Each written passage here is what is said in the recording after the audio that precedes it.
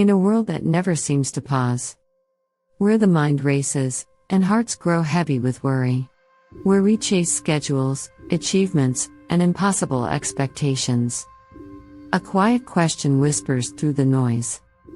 Is peace even possible anymore? The answer, surprisingly, may come from the past. From a man who ruled over millions, and yet, wrote not about power or politics, but about the stillness within. His name was Marcus Aurelius, an emperor of Rome, a philosopher of resilience, a man who bore more pressure than most of us could imagine and yet searched not for glory, but for calm. He did not retreat to temples or monasteries. He stayed in the center of war, chaos, and grief. And still, he found peace. Not in his title, not in his armies, but in his thoughts. His reflections, written quietly for himself, later became a book we now know as Meditations. He never meant for the world to read them. They were letters to his soul, reminders of what matters when the world feels unkind. And these reminders still hold power today. Let us walk slowly through his words now. Not to learn from history, but to remember what we already carry inside. You have power over your mind, not outside events. Realize this, and you will find strength. This one sentence can change a life. Because most of us live the other way around. We think the weather, our bank account, our health, our past, our partner must be perfect before we feel calm.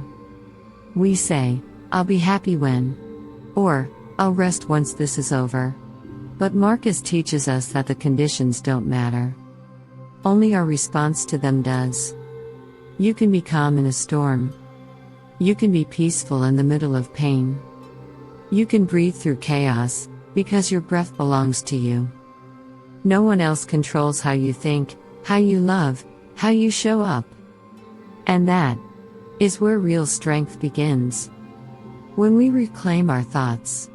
When we pause before reacting. When we become observers, not reactors. We return to peace.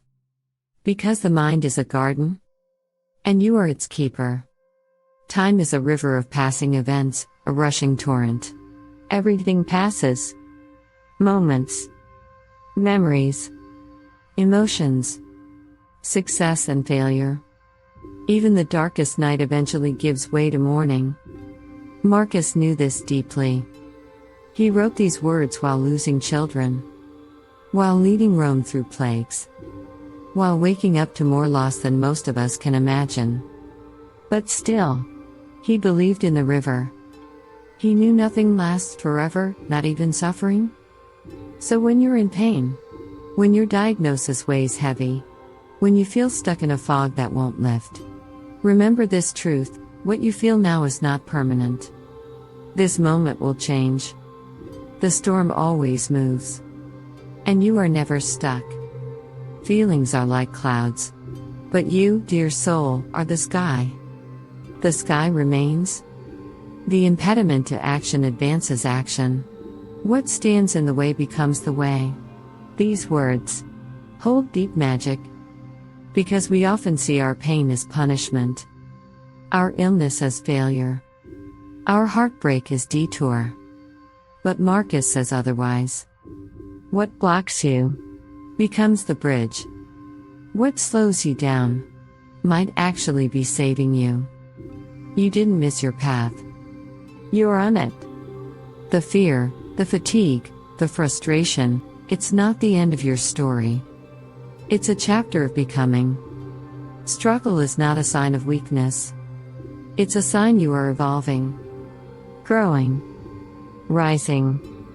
Even when it hurts. Even when it's silent. Even when it makes no sense. The obstacle is not in your way. The obstacle is the way. Adapt yourself to the life you have been given, and truly love the people with whom destiny has surrounded you. We live in a culture obsessed with changing everything.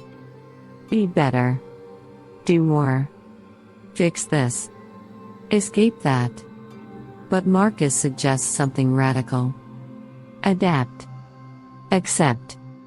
Align. Not with defeat, but with grace.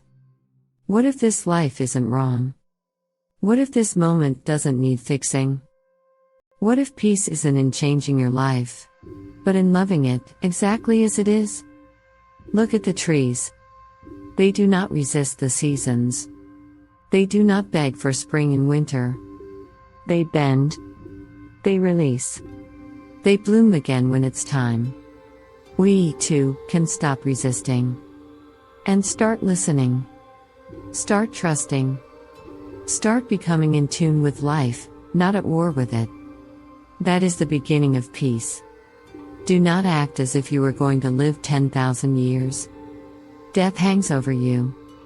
While you live, while it is in your power, be good. These words might feel heavy, but they are not meant to bring dread. They are meant to wake us up, to remind us that life is not forever, but it is for now. You won't be here forever. Neither will I. So what do we do with this precious, temporary breath? Do we waste it on fear? On worry? On proving ourselves? Or do we soften? Do we say what we need to say? Do we love like time is short? Do we forgive, not because it's easy, but because holding on is even heavier? Peace is not waiting for you tomorrow. It's here. In this exact second. In your next breath. In your next choice. In the way you sit with your discomfort. In the way you love even when you're tired. In the way you trust that you're not broken. Just becoming. Marcus Aurelius lived over 2,000 years ago. But his voice still echoes through time. Not because he was perfect, but because he was present. He saw life clearly. He felt pain fully. And he still returned, again and again, to stillness. To breath. To perspective. He reminds us that peace is not the absence of challenge. It is the presence of choice. You can choose calm in chaos. You can choose hope in uncertainty. You can choose to be the eye in the storm. Because you have power over your mind. Not outside events. And in that truth, you are already free. If this message touched something in you today, let it sit in your heart a little longer. Let it soften the edges you've been holding too tightly. And if you'd like to walk this path together, subscribe to this channel. For more ancient wisdom, more moments of quiet clarity, more reminders that you are not alone in your search for peace. You are not broken. You are becoming. And you are more powerful than you've ever been told.